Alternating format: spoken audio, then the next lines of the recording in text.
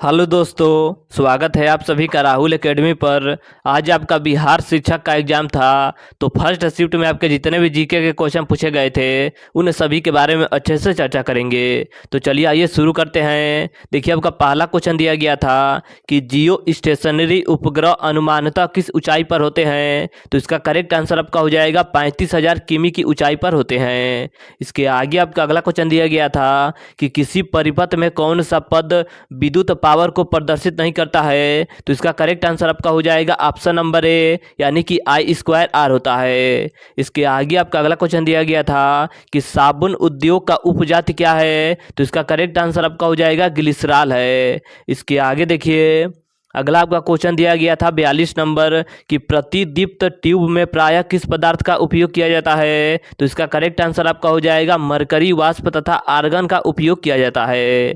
इसके आगे आपका अगला क्वेश्चन पूछा गया था कि रक्त में कौन सा तरल माध्यम होता है। तो इसका करेक्ट आंसर आपका हो जाएगा बिम्बाणु होता है। इसके आगे आपका देखिए अगला क्वेश्चन पूछा गया था, अगला आपका क्वेश्चन था कि पाचन के बाद प्रोटीन किस में परिवर्तित होते हैं। तो एमिनो एसिड में परिवर्तित हो जाता है। इसके आगे आपका अगला क्वेश्चन दिया गया था कि क्लोरीन की रासायनिक अभिक्रिया के कारण जब वातावरण में क्लोरोफ्लोरोकार्बन निर्मित होते हैं तो निम्नलिखित में से क्या विनिष्ट होता है। तो इसका करेक्ट आंसर आपका हो जाएगा ओजोन मॉलिक्यूल आपका विनिष्ट हो जाता है, यानी कि ऑप्शन नंबर सी इसका करेक्ट आंसर हो जाएगा। इसके आगे आपका अगला क्वेश्चन दिया गया था कि इकोसिस्टम में बैक्टीरिया किस रूप में क्रियाशील होते हैं। तो देखिए, उत्पादक के रूप में भी होता है और आपका अपघटक के रूप में भी होता है। तो इसका करेक्ट आंसर आपका हो जाएगा उपरोक्त में से एक से अधिक, यानी कि ऑप्शन नंबर डी इसका करेक्ट आंसर हो जाएगा।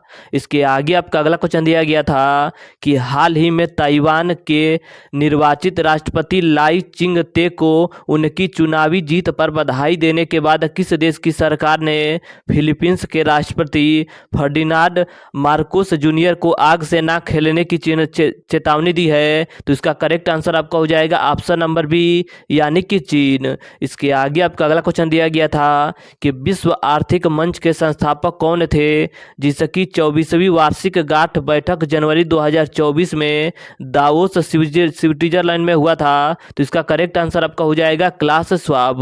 इसके आगे आपका अगला क्वेश्चन पूछा गया था कि भारत ने निम्नलिखित में से किस देश में फरवरी 2024 के दूसरे सप्ताह में अपना एकीकृत भुगतान इंटरफेस सिस्टम लॉन्च किया है। तो देखिए, मॉरिशस में भी किया है और आपका श्रीलंका में भी किया है। तो इसका करेक्ट आंसर आपका हो जाएगा उपरोक्त में से एक से अधिक। देखिए, इसके आगे आपका अगला क्वेश्चन पूछा गया था,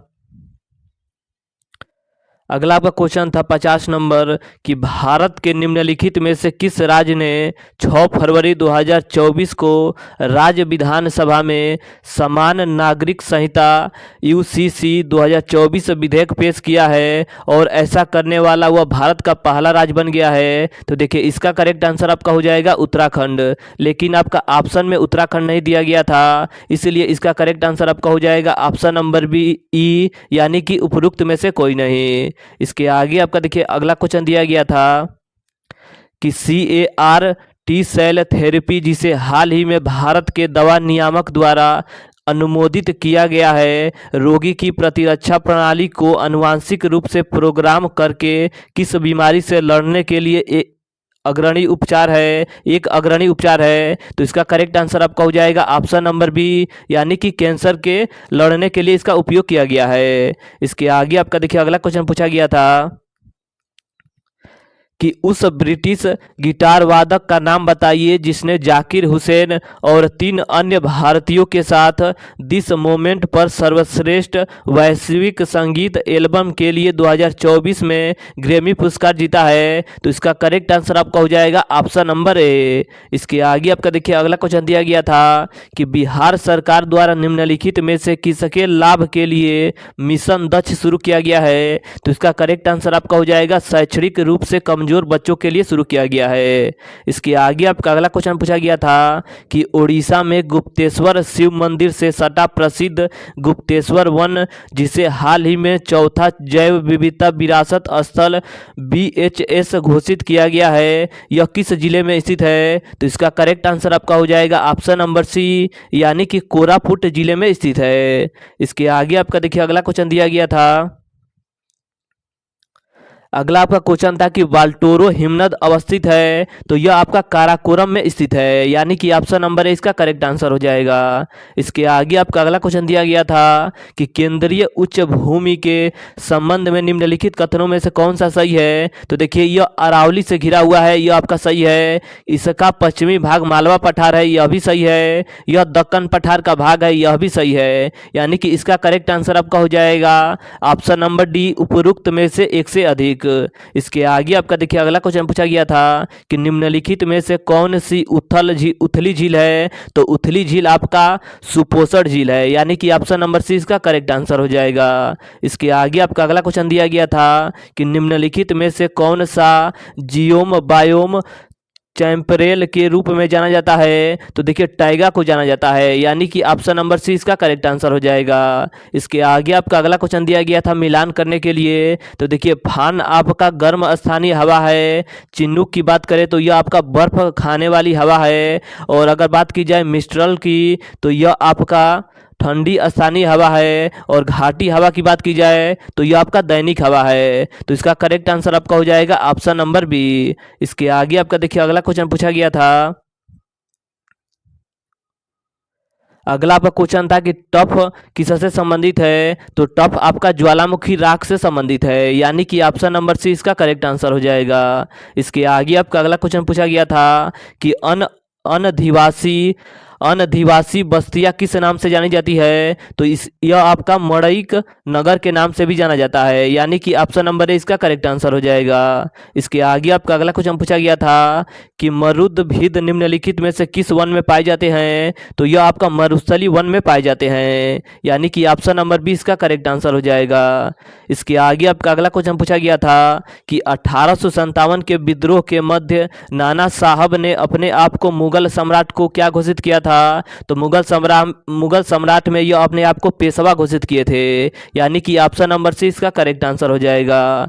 इसके आगे आपका अगला क्वेश्चन पूछा गया था कि किसने गलती से लेफ्टिनेंट एयर्स्ट की हत्या कर दी थी? तो इसका करेक्ट आंसर आपका हो जाएगा दामोदर एवं बालकृष्ण के द्वारा किया गया था, यानी कि ऑप्शन नंबर बी इसका करेक्ट आंसर हो जाएगा।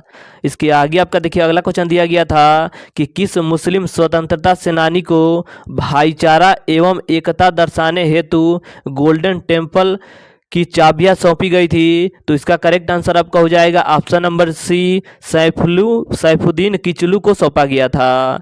इसके आगे आपका देखिए अगला क्वेश्चन पूछा गया था कि 21 अक्टूबर 1943 को किस स्थान पर सुभाष चंद्र बोस ने स्वतंत्रता भारत की अंतरिम सरकार की गठन की थी? तो देखिए यह आपका सिंगापुर में किया गया था, यानी कि सी ऑप्शन नंबर सी इसका करेक्ट आंसर हो जाएगा।